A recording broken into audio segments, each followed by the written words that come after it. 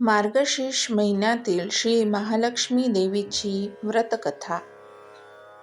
श्री लक्ष्मीची कृपा आपल्यावर व्हावी, तिने आपल्या घरात सतत वास करावा, पैसा, शांती, समाधान घरात नांदावे म्हणून श्री महालक्ष्मीचे व्रत करतात. हे व्रत केल्याने मनातल्या सर्व इच्छा पूर्ण होतात. श्री महालक्ष्मीची अनेक नावे, अनेक रूपे आहे. पार्वती, सिंधू कन्या, महालक्ष्मी, लक्ष्मी, राजलक्ष्मी, गृहलक्ष्मी, सावित्री, राधिका, रासेश्वरी, चंद्रा, गिरिजा, पद्मा, मालती, सुशीला अशा विविध नावांनी श्री महालक्ष्मी ओळखली जाते. अशा या सर्वाभूती असलेल्या श्री महालक्ष्मीची ध्यानी घ्यावी अशी ही कहाणी आहे. द्वापार युगातली, आपल्या भारतातील सौराष्ट्र देशात घडलेली. तेथे एक राजा राज्य करीत होता. त्याचे नाव भद्रश्रवा. तो शूर होता, दयाळू होता, प्रजादक्ष होता. 4 वेद, 6 शास्त्रे, 18 पुराणे यांचे ज्ञान त्याला होते. अशा या राजाच्या राणीचे नाव होते सुरचंद्रिका. राणी रूपाने सुंदर होती, सुलक्षणी होती आणि पतिनिष्ठ होती. त्यांना एकूण 8 अपत्ये होती, 7 पुत्रे आणि त्यांच्यानंतर झालेली एक कन्या. राजा राणीने कन्येचे नाव शांबाला ठेवले होते. एकदा देवीच्या मनात आले, आपण राजाच्या राजप्रासादी राहावे. त्याने राजा आणखी सुखी होईल, प्रजेलाही तो आणखी सुख देईल. गरिबांकडे राहिले तर सगळ्या संपत्तीचा तो एकटाच उपभोग घेईल. म्हणून देवीने एका म्हातारीचे रूप घेतले. फाटकी वस्त्रे ल्याली, आधारासाठी काठी घेतली आणि काठी टेकत टेकत ती राणीच्या महालाच्या दारात आली.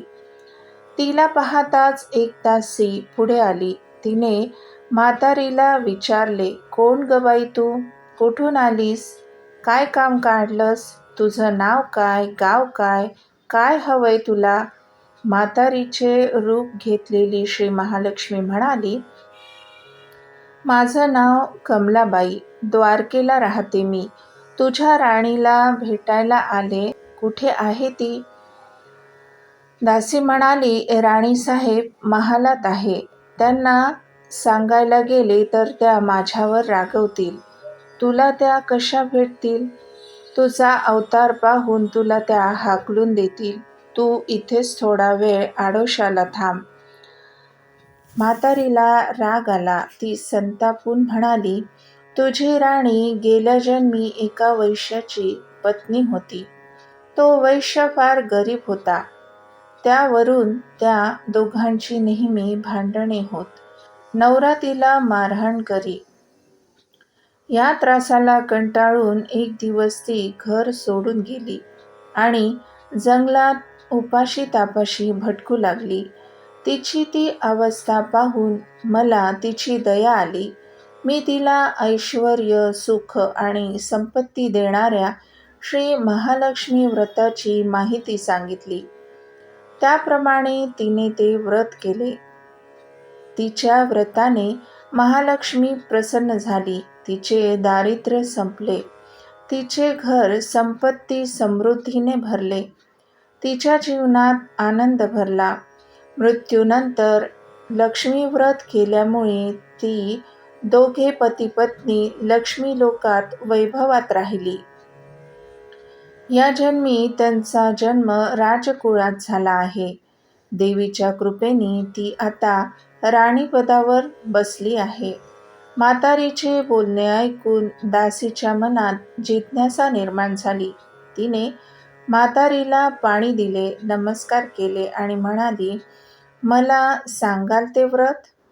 मी करील ते नेमाने. उठणार नाही, मातणार नाही, घेतला वसा टाकणार नाही. म्हातारीने दासीला लक्ष्मी व्रताची माहिती सांगितली. मग ती उठली व काठी टेकीत टेकीत निघणार तेवढ्यात राणी तरातरा महालातून बाहेर आली. फाटक्या वस्त्रातील म्हातारीला पाहताच ती संतापली आणि उर्मटपणे म्हणाली, "कोण ग तू थेरडे? इथे कशाला आलीस? जा इथून." तिने पुढे होऊन म्हातारीला घालवून दिले. ती म्हातारी म्हणजे प्रत्यक्ष महालक्ष्मीच होती हे राणीला कळले नाही. राणीचा तो उर्मटपणा पाहून महालक्ष्मीने तिथे न थांबता स्वस्थानी जाण्याचे ठरवले. राणीचा महाल सोडून म्हातारी निघणार तोच एक मुलगी लगबगीने बाहेर आली. ती मुलगी होती राजकन्या शांबाला. तिने येऊन म्हातारीला नमस्कार केला. ती कळकळून म्हणाली, "आजी, रागवू नका. माझी आई चुकली. तिच्यासाठी मला क्षमा करा. मी तुमच्या पाया पडते." राजकन्येचे ते बोलणे ऐकून श्री महालक्ष्मीला तिची दया आली. तिने शांबालाला लक्ष्मी व्रताची माहिती सांगितली. तो दिवस मार्गशीर्ष महिन्यातला पहिला गुरुवार होता.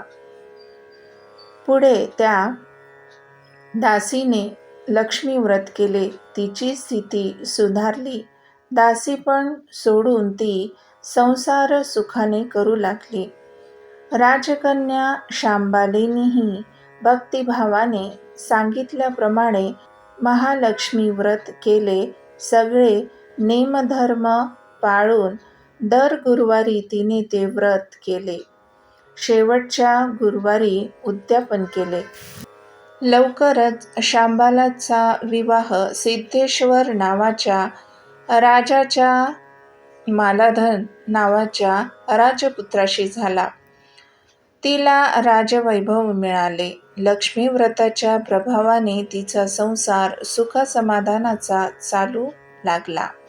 पण इकडे भद्रश्रवा व राणी चंद्रिका यांना हळूहळू वाईट दिवस यायला लागले.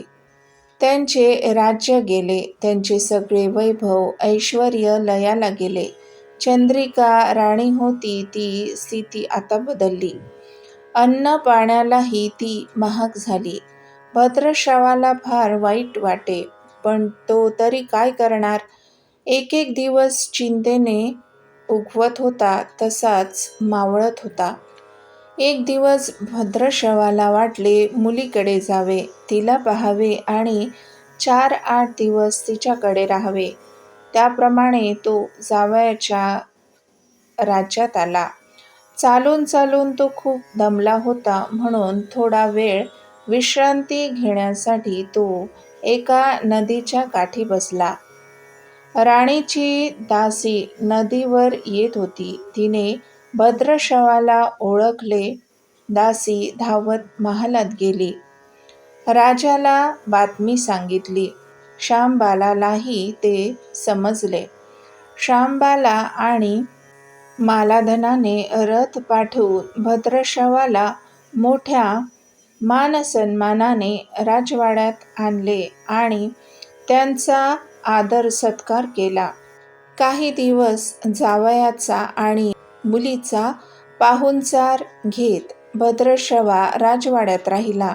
आता परत जायचे विचार त्याच्या मनात घोळू लागले. जावयाला त्याने तसे सांगितले. जावयाने संमती दिली. भद्रश्रवा परत जायला निघाला तेव्हा शांबालेने एक हंडा भरून धन पित्याला दिले. तो हंडा घेऊन भद्रश्रवा घरी आला. मुलीने धनाने भरलेला हंडा दिला आहे हे ऐकून सुरचंद्रिकेचा आनंद गगनात मावेना. घाईघाईने तिने हंड्यावरचे झाकण काढले. आत पाहते तर काय, हंड्यात धन नव्हतेच, होते फक्त कोळसे. महालक्ष्मीच्या अवकृपेने हंड्यातल्या धनाचे कोळसे झाले होते. चंद्रिकेने कपाळावर हात मारून घेतला. भद्रश्रवा हा चमत्कार पाहून चकित झाला होता. दुःखाचे दिवस संपत नव्हते. दारिद्र्याचे भोग सुटत नव्हते.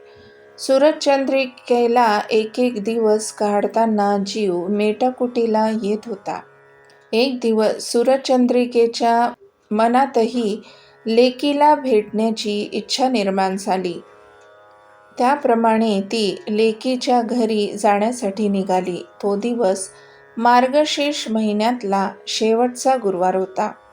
सूरजचंद्रिका लेकीच्या घरी पोहोचली तेव्हा शांबाला व्रताचे उद्यापन करीत होती.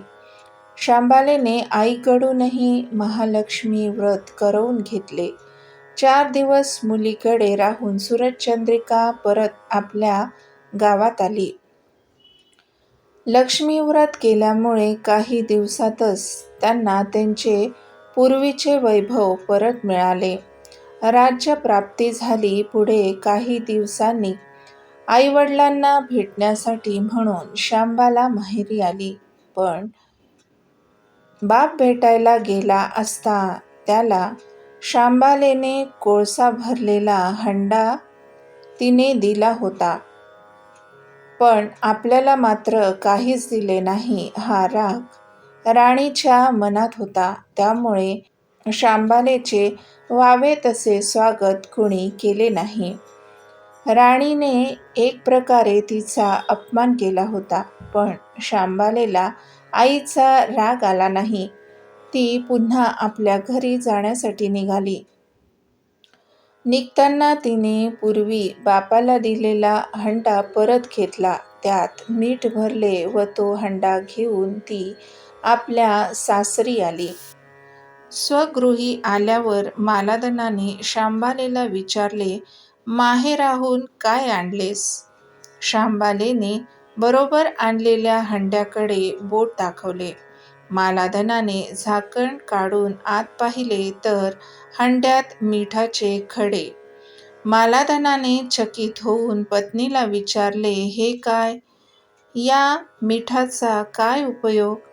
शांबाला म्हणाली, थोडे थांबा म्हणजे सगळे कळेल.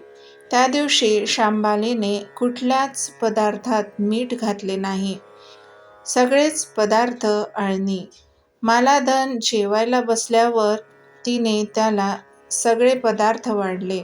सगळे जेवण त्याला अळणी लागले. मग शांबालेने पानात थोडे मीठ वाढले. अन्न पदार्थात ते मिसळताच बेचव अन्नाला चव आली. हा मिठाचा उपयोग. शांबाला पतीला म्हणाली. मालाधनालाही तिचे म्हणणे पटले. थोडक्यात जे कोणी महालक्ष्मी व्रत श्रद्धेने आणि मनोभावे करतील त्यांना श्री महालक्ष्मी प्रसन्न होईल. त्यांच्यावर तिची कृपा होईल. पण श्रीमंती आल्यावर सुद्धा माणसाने ओतू नये. नित्य नेमाने श्री महालक्ष्मी व्रत करावे. देवीचे मनन चिंतन करावे. म्हणजे देवी सदैव तुमच्या पाठीशी उभी राहील. तुमची कामना पूर्ण करील. महालक्ष्मीची ही कहाणी सुफळ संपूर्ण. अशाच प्रकारच्या वेगळ्या कथा ऐकण्यासाठी माझ्या चॅनलला सबस्क्राईब करा. माझे व्हिडिओ जास्तीत जास्त शेअर करा. धन्यवाद.